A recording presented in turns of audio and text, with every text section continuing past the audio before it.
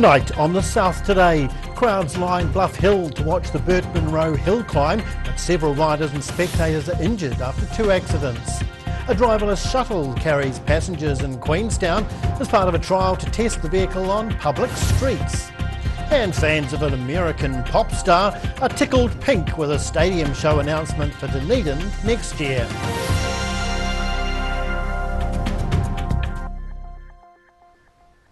Kia ora, good evening, I'm Dave Gooselink. The Burt Munro Challenge motorcycle rally has roared into action in Southland with a series of events, including the tough Bluff hill climb. The race saw riders on bikes of all shapes and sizes compete for the fastest time up the iconic hill. But organisers will be reassessing safety measures after a number of people were injured when motorcycles crashed into crowds. Spectators lining the road up Bluff Hill, waiting to cheer on Burt Munro rally racers as they sped up the town's steep hill. Riders are grouped into classes for the event according to bike size, and with challenging road conditions, it's not always the biggest bike that makes it to the top the quickest. It's a crazy bit of road, you know.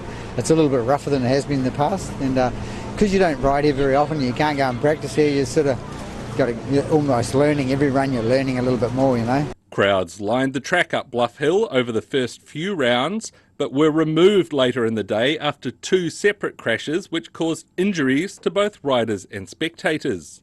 Very difficult one to make safe by the very nature of how it runs, but over the years we've put more and more processes in place to protect both the riders and the public. Organisers say they'll re-evaluate safety measures and spectators may be prevented from going up the hill in the future. The action moved to Invercargill's Teretonga Park last night, with Indian motorcycles revving up for a high-octane evening of twilight drag racing. And riders hit the sand at Oriti Beach today for the New Zealand Beach Racing Championships. Burt Munro Challenge Week is set to wrap up on Sunday with the Honda Invercargill Street Races. In Invercargill, the South Today. And police say they hope the crashes don't tarnish what is a very successful and enjoyable event. But with up to 6,000 motorcycle enthusiasts in Southland, they're reminding people to ride safely to the conditions. WorkSafe has been advised regarding the two accidents on Bluff Hill. Well, Dunedin's had a few months to test out the redeveloped George Street design in the Farmers Block, but now a new report suggests tinkering with the next stages may come at a high cost. Mayor Jules Raddick proposed pausing work on the unfinished Golden Centre and Edinburgh Way blocks to investigate a revised design with the flexibility for two-way traffic. But a new report to be released next week estimates pausing work on the current project could cost up to $1 million a month and take 7 or 8 months to complete. The proposal to take a fresh look at the designs had the support of a narrow majority of Dunedin City councillors. The DCC's Infrastructure Services Committee is set to discuss the full implications of the report at a meeting next week. Queenstown city shoppers may spot a vehicle travelling along the street without a driver behind the wheel. The new Omeo lift shuttle is turning heads as the driverless vehicle starts taking passengers on trial journeys around the city. Not a human driver in sight, but this autonomous self-driving shuttle has hit Queenstown's streets for the first time. The Omeo lift shuttle is the new innovation in public transport, designed to be a short ride vehicle to take passengers to bus stops, along university campuses, or around an airport. This fully working driverless model has been navigating its way to Beach Street this week, giving locals the chance to take a test ride free of charge. And we're now in the process of deploying them in various parts of the world. The vehicle that you see here today is the first one that we've driven on streets of Queenstown. And this is the very first demonstration, on a working street, on a public road, without closing the public road down in New Zealand's history. Christchurch Airport bought one of these electric shuttles a few years ago. This week, 30 great minds have come together in Queenstown for the country's first forum on driverless transport, where the shuttle's being tested with the public alongside discussions on how to implement the new technology. We're trying to make the public understand that they are safe. We've got to win their hearts over, not just their minds. So we've got to demonstrate to them they're safe. As you can see, there's no driver in there, there's no steering wheel. We have a growing population, probably same thing in Christchurch. We only have so many roads, and we need to figure out how to get people around effectively. We don't have enough bus drivers for our existing public transport. This can drive by itself, so it's really impressive technology. The driverless shuttle has extensive LiDAR and GPS systems to help it detect obstacles and instantly stop, ensuring the vehicle can transport passengers from A to B safely. In Queenstown, the South Today. A new Queenstown apartment development complex has been given an official blessing and is ready to house some of its residents. New apartment owners and members of the Queenstown community got up early yesterday for a formal blessing of Ngaitahu's new housing development, Te Pā Tahuna. The Gorge Street Road residents got a tour of their new home and facilities. The modern complex currently features 27 apartments, including 10 sold through the government's Kiwi Build program. However, it's just the start of more to come. It's a great occasion to really celebrate the first stage of Te Pā Tahuna, the completion of Takiwai. Absolutely, so big day for the team. The complex was built on the former Wakatipu High School site. There's a total of 11 stages to be completed, with the site expected to house around 300 apartments once it's all finished. Well, a colourful pop star has announced her New Zealand tour dates for early next year, and that includes a return visit to Dunedin, the announcement leaving one superfan in tears. Pink was flying high above the crowd during her last show at Forsyth Bar Stadium in 2018. The three-time Grammy Award winner has announced she's returning to Aotearoa next year, playing shows in Auckland and Dunedin. Pink's last show at Forsyth Bar Stadium left fans in awe after her high-flying acrobatics during the concert. One superfan, who's dedicated part of her skin to the American singer-songwriter, couldn't contain her excitement when the tour was announced. I cried. As the first thing, overexcited. I love, obviously, as a super fan, there's nothing more exciting than seeing them right there in the flesh and being able to sing at the top of your lungs to their songs. Forsyth Bar venue staff are expecting another full house for the pop star after Pink's last sold-out show attracted more than 37,000 fans. The concert's set down for early March next year, with tickets going on sale next week. In Dunedin, the South Today. Well, a civilization untouched by the outside world for hundreds of years has had researchers scratching their heads.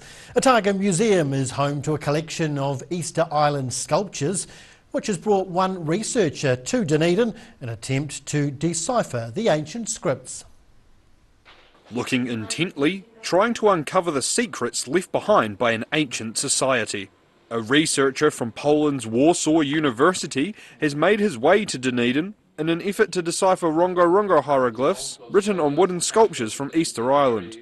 Otago Museum houses a collection of moe kava kava, which has the potential of being one of the only independent inventions of writing in human history. And this is the only such example all over Oceania. There was no writing system before contact with the Western world. Easter Island was isolated from the world until relatively recently, so no time span is known for when Rongo Rongo was used, except that it stopped in the 1860s.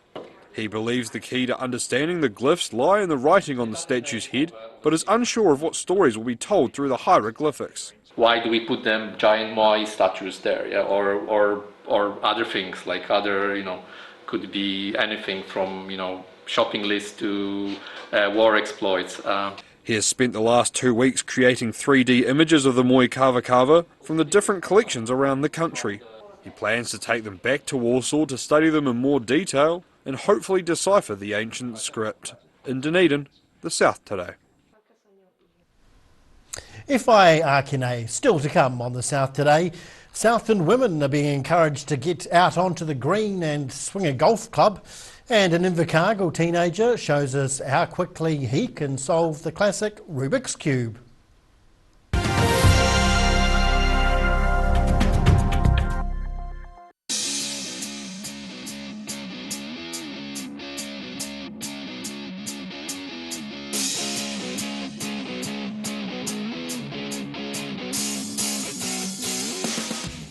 Garage Dunedin, delivering quality, stylish garage doors in Dunedin for over 17 years.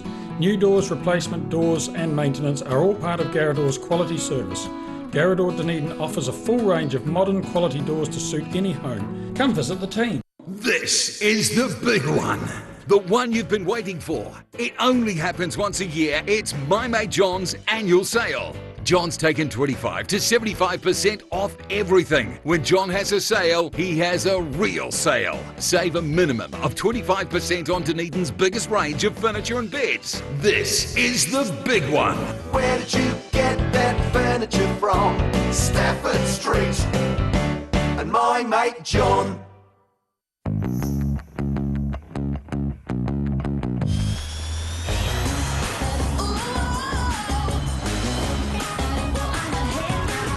Spark your joy with Jazz, the next generation from Honda. If you're at risk of developing melanoma skin cancer, you owe it to yourself to have a mole map. Mole map is coming to your area. Phone today to make an appointment. It could save your life. Hi, we're Age Concern Otago. Age Concern Otago hosts a multitude of social activities, including interwalks.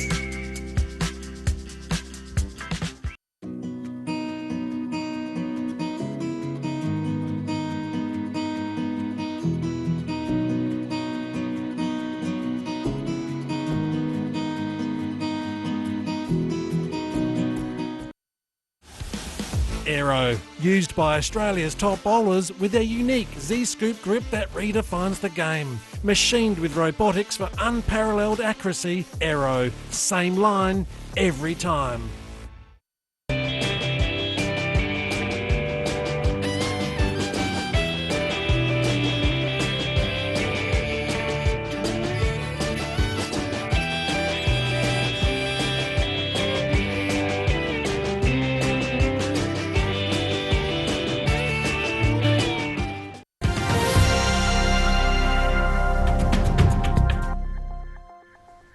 Welcome back. A Golf Southland initiative is encouraging women and girls to get out onto the green and have a swing. The She Loves Golf program has been doing the rounds in Southland, with Eastern Southland women relishing their chance to tee off. Practicing their putting skills as these Matoda women take part in the first round of the She Loves Golf initiative. Golf Southland is running the campaign at the Matoda Golf Club with the goal to encourage more women and girls into the sport. We have the traditional form of golf that, believe it or not, for some is a barrier. So we're trying to remove those barriers and letting the ladies come along here and just explore and have fun. It's a social occasion. There's lots of banter and laughter already. The sessions are available for all Eastern Southland and aim to create a relaxed and fun atmosphere to try golf in, taking away the stress of the traditional game. There's lots of women wanting to get out there and give golf a go, and I think in an environment like this where it's quite relaxed, pretty unstructured, come here and give it a go. It's definitely what's ticking the box at this stage. The sessions feature a variety of different activities so the golfers can work on their driving range, putting and chipping skills. More than 30 women are registered for the programme, with Golf Southland keen for more to come along and have a swing. In Matoda, the South Today. An Invercargill teenager has taken it upon himself to bring the sport he loves to his hometown. He's hosting the southernmost Rubik's Cube solving event. 16-year-old James Dyer has been speed cubing for 5 years now, and has always had to travel for tournaments, with the closest being in Christchurch.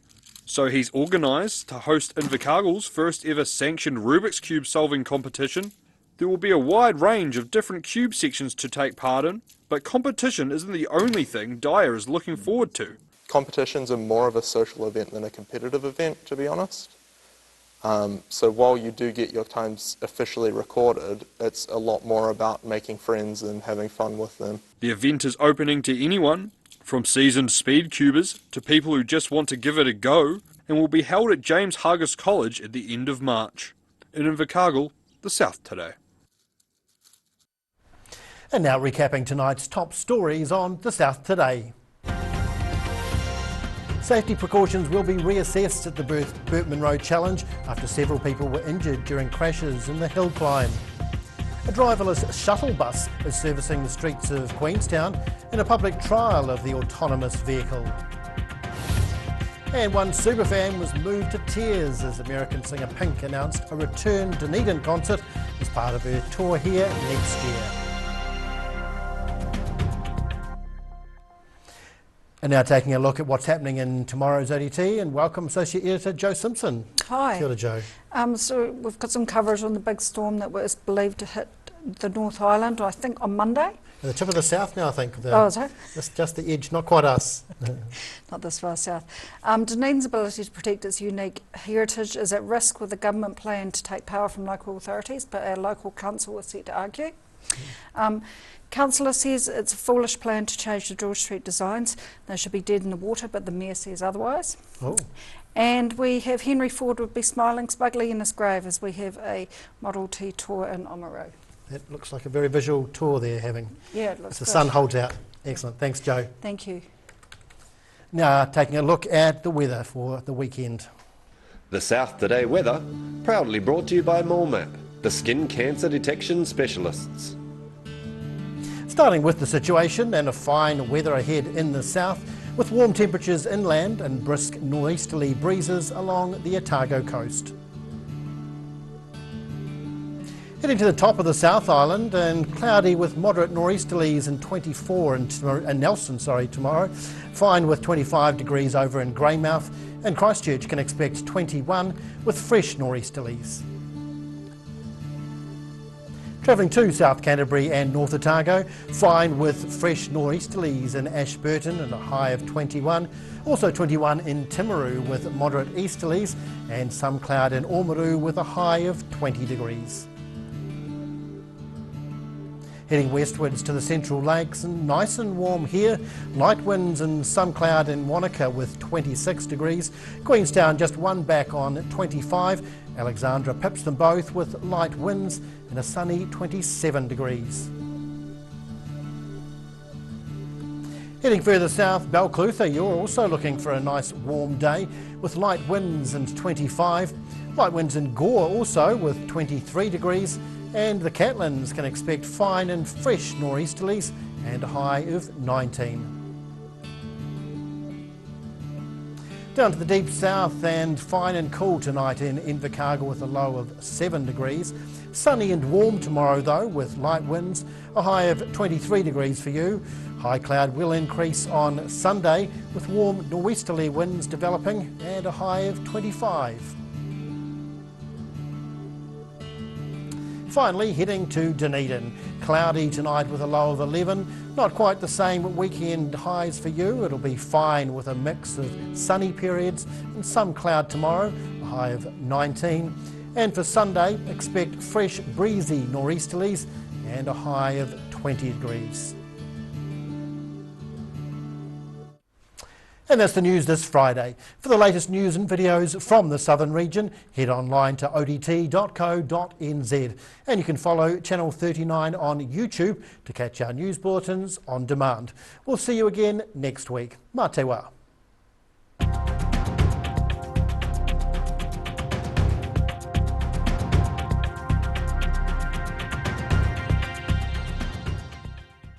Public interest journalism funded through New Zealand On Air.